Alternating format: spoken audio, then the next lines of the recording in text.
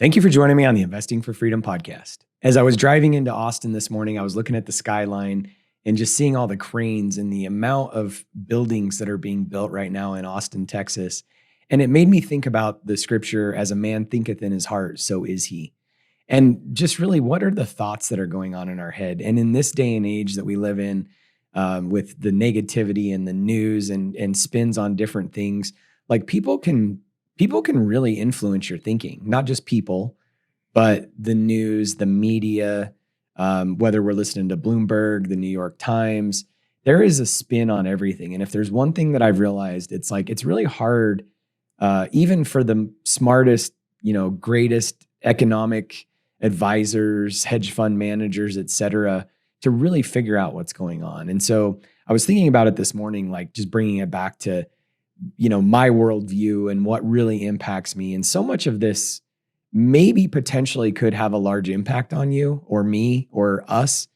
But in reality, how much of that is really going to come to pass? And I think that there's so many of us. I was thinking about this phrase: are you building an empire or are you building a bunker? And as a side note, if you've listened to me for any amount of time, you might know that, I'm kind of like a doomsday, I'm like a prepper kind of guy. I want to be prepared for anything. It doesn't consume me. But at the same time, like just that phrase, am I building an empire or am I building a bunker? And it's really easy for us to get into a place of scarcity, fear, where we just don't do anything. And I want to show you, if you're watching on YouTube, you can see this chart. If you're listening to it, it's basically a chart of the US national median rent versus annual household income. And head on over to my Instagram channel and you can see what I'm talking about here. We'll put this up. But really, this really got me thinking about like our mindset, because when you watch this chart, I'm just going to hit play on this. When you watch this chart from, I think it started in 1985, and you look at the rent price versus household income, the rent prices just consistently go up, except for there's dips. 1993 was a big dip. As this continues on, it goes into the dot-com bubble. And then there's also, but anyway, rents just keep skyrocketing. And even when there's major corrections, there was one in, from 2001 to 2002, it went flat. It wasn't even a correction. It just went flat.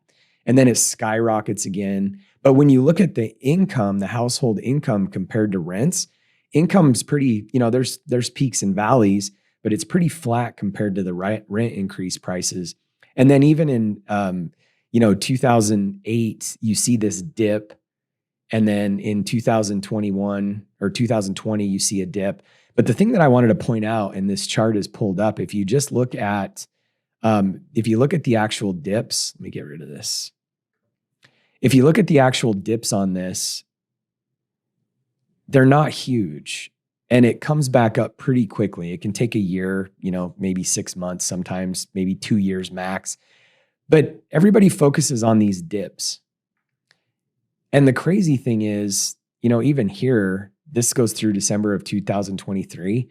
We're back to flat of where it's a little bit lower, but we're back to, kind of where it started to drop in 2020. But if you look at the trend lines on rental price increases, the increases just far outpace any dip that's ever happened. The dips are just blips.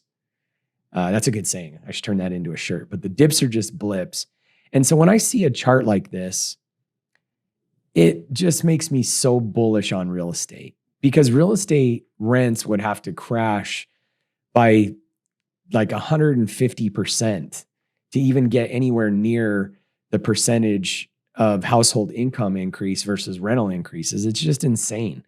And so, again, back to the original statement, like there's all this negativity. I'll revisit the Austin, the downtown Austin line. There's all this negativity around commercial, which I'm not saying commercial doesn't have some challenges ahead of it, but there's still building going on left and right. And even if there is a correction, it's going to be short-lived. It might be 2 or 3 years. And yes, people are going to be challenged and there's going to be some people wiped out. But the reality is, I think if you look backwards and you listen to a Sam Zell or any of the greats when it came to real estate investing, Ken McElroy, for instance, I mean, he's always focused on, 2008 and how challenging it was, but he came out of 2008 and actually benefited from the distress. And so Like I said earlier, as a man thinketh in his heart, so is he. What we spend our time thinking about, what we spend our time listening to and reading can really drastically impact whether we build an empire or whether we build a bunker. And so, just looking at this, when I see this chart of median rents versus household income, real estate, even in down times, there's a blip. And then when that dip happens, and then we just skyrocket out of it. So I don't know. I'm just trying to keep my mindset and thinking as there's all this confusion and negativity around, what should we do? What should we invest in? And the reality is, if you're investing in real estate or if you're investing in business and we have some kind of like nuclear bomb, not like literally, maybe literally, but some kind of nuclear bomb go off in the economy, would you have been better off to build a bunker or better off to build an empire? And I think that the people that build empires and don't get focused on fear and all the negativity, I think 9 times out of 10, they perform better. And so I think we just need to pause and say, what are my odds of success if I build a bunker? And what are my odds of success if I build an empire? And even if the worst case scenario happens with building an empire, you're probably going to make enough money that you can build your bunker anyway. So I think we just need to refocus on, in times like this, especially when it's like chaos, confusion, nobody knows what's happening. Our interest rates going up, our interest rates going down. Nobody knows. The reality is nobody knows. And sure, everybody's predicting and we're trying to build. The reason why we want to predict is because we want to build, the future off of that. But the reality is you could be 50% wrong and you could be 50% right.